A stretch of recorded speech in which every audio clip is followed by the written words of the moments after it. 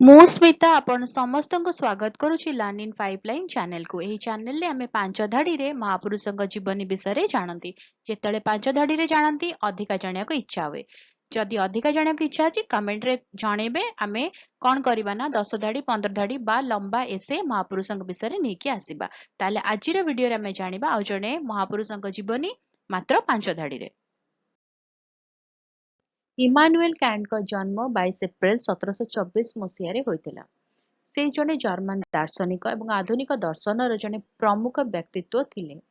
ଜ୍ଞାନତତ୍ତ୍ୱ, ତତ୍ତ୍ୱବିଜ୍ଞାନ, ନୀତିଶାସ୍ତ୍ର ଏବଂ ସୌନ୍ଦର୍ଯ୍ୟ ଶାସ୍ତ୍ରରେ ତାଙ୍କର ବ୍ୟାପକ ଏବଂ ପଦ୍ଧତିଗତ କାର୍ଯ୍ୟ ତାଙ୍କୁ ଆଧୁନିକ ପାଶ୍ଚାତ୍ୟ ଦର୍ଶନର ସବୁଠାରୁ ପ୍ରଭାବଶାଳୀ ଏବଂ ବିବାଦୀୟ ବ୍ୟକ୍ତିତ୍ୱମାନଙ୍କ ମଧ୍ୟରୁ ଜଣେ କରିଆସିଛି।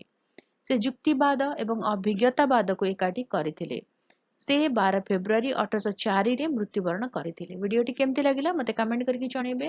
ଯଦି ଭଲ ଲାଗିଲା ତାହେଲେ ଭିଡିଓ ଟିକେ ଲାଇକ୍ କରିଦେବେ। ଭିଡିଓ ଆମ ସହିତ ସେୟାର କରନ୍ତୁ। ଚ୍ୟାନେଲକୁ ପ୍ଲିଜ ସବସ୍କ୍ରାଇବ କରି ବେଲ୍ ଆଇକନ୍ ପ୍ରେସ୍ କରି ଅଲ୍ ନୋଟିଫିକେସନକୁ ଅନ୍ ରଖିଥାନ୍ତୁ। ତାହେଲେ ଦେଖା ହବା ଆଗାମୀ ଭିଡିଓରେ। ନମସ୍କାର।